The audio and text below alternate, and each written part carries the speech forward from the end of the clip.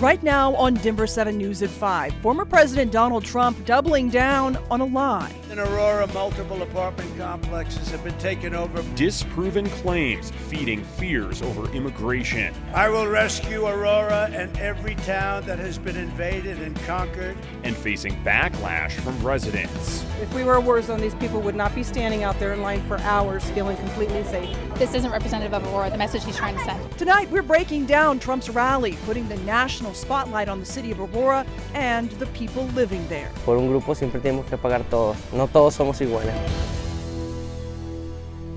Former President Donald Trump making a detour from battleground states and bringing his campaign to Colorado, a city he put in the national news with claims about illegal immigration just 25 days before Election Day.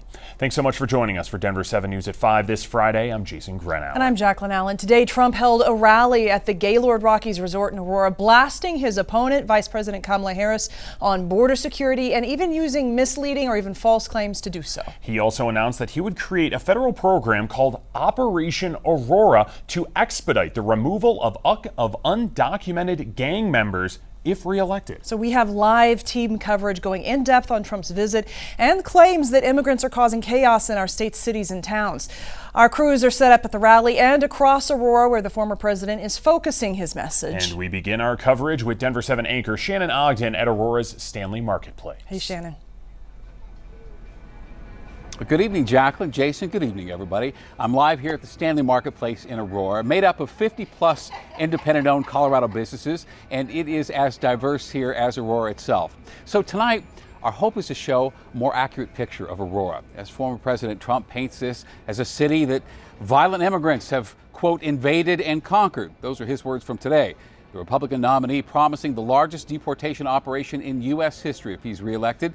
And today's rally really focused on the recent immigrant arrivals, tensions with some local communities over resources, and some longtime residents expressing concern about sudden demographic changes. Well, Denver 7's Brandon Richards spent the day at Gaylord Rockies Resort. So Brandon, at today's rally, the former president announced that as president, if he's reelected, he would launch something called Operation Aurora, which would focus on deporting members of the Venezuelan gang Tren de Aragua. Yeah, Shannon, that's right. And that was really the biggest part of former President Donald Trump's speech this afternoon, which again, mostly focused on immigration and what he would like to do if he is elected to the presidency for a second time. Of course, his visit to Aurora in the first place, giving him an opportunity to really double down on some of his rhetoric. And the crowd really ate it up today. Thousands packing into the Gaylord Rockies Resort Convention Center this afternoon. When the former president took the stage, he again repeated false claims about Aurora, saying it was among the cities in the U.S. that had been, quote, conquered by immigrant gang members. He also announced that if he's elected, he will call his mass deportation campaign Operation Aurora.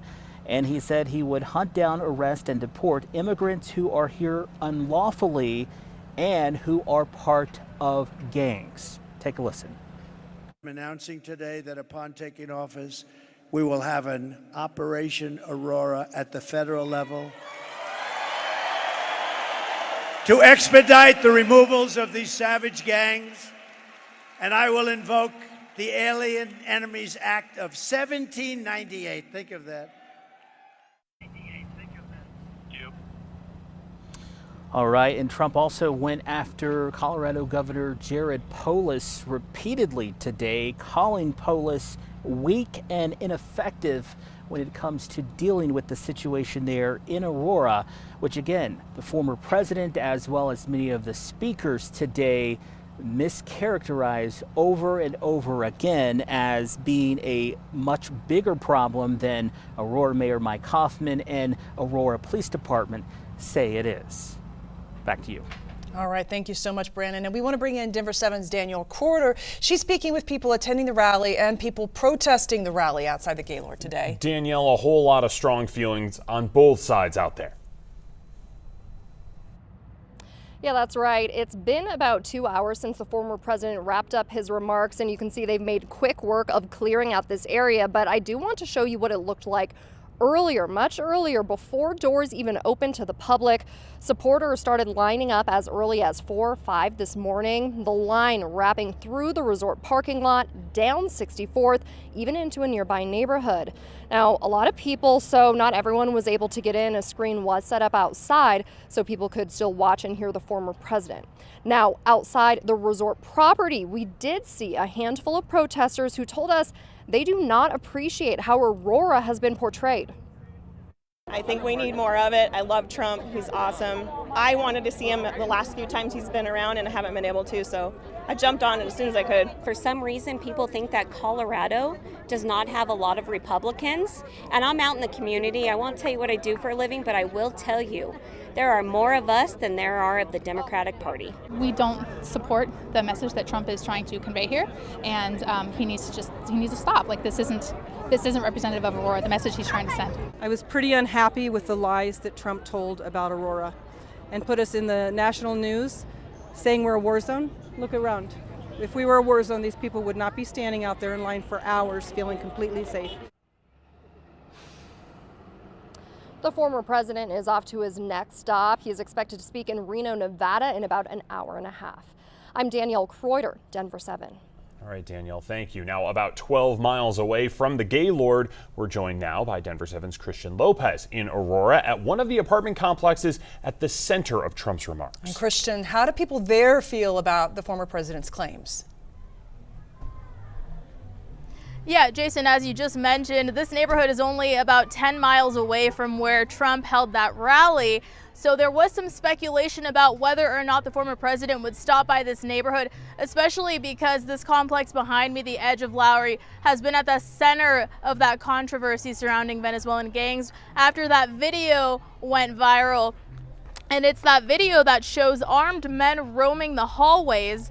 Even though the mayor and police chiefs say that the men in that video have not been linked to a Venezuelan gang. Still today, though, Trump made several comments about alleged gang takeovers at buildings like this one and the rest of Aurora.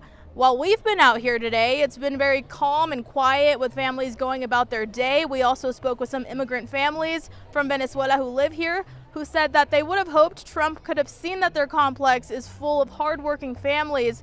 Now, they also felt the need to speak up because they believed comments made Friday targeted all Venezuelans in Aurora. Es importante también como que él venga también a mirar por su misma cuenta lo que está sucediendo realmente aquí en Aurora. No muy bien, porque no todas las personas somos iguales. Siempre hay alguien que se porta mal, que es malo. Y por un grupo siempre tenemos que pagar todos y no todos somos iguales. And in response to that rally, local advocate groups held a press conference and a cookout for families in this neighborhood, which is going on. You can see right here behind us. Guys, back to you.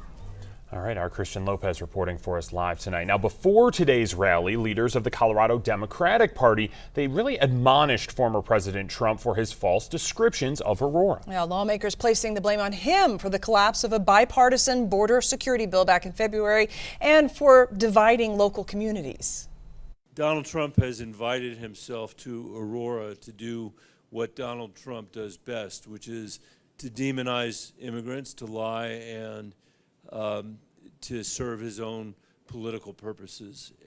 And we can't let him to divide us anymore. Our vibrancy, our strength, our culture, so much of who we are, our businesses, our schools, our neighbors, are drawn from that beautiful heritage of immigration. That we set the standard in this nation for welcoming people who are coming here to start a new life, to become a part of the American story. That is who we are. So when Donald Trump invited himself to tell lies, to twist and distort that story for his own terrible purposes, we will not tolerate it. We love the city of Aurora. We love the state of Colorado. And I think that kind of positive leadership that helps boost our communities is exactly what Kamala Harris will bring, not just for Colorado, but for our country. Now we are going to check back in with our field crews, including Denver 7 anchor Shannon Ogden later in the show, continuing coverage on Trump's rally and remarks about Aurora.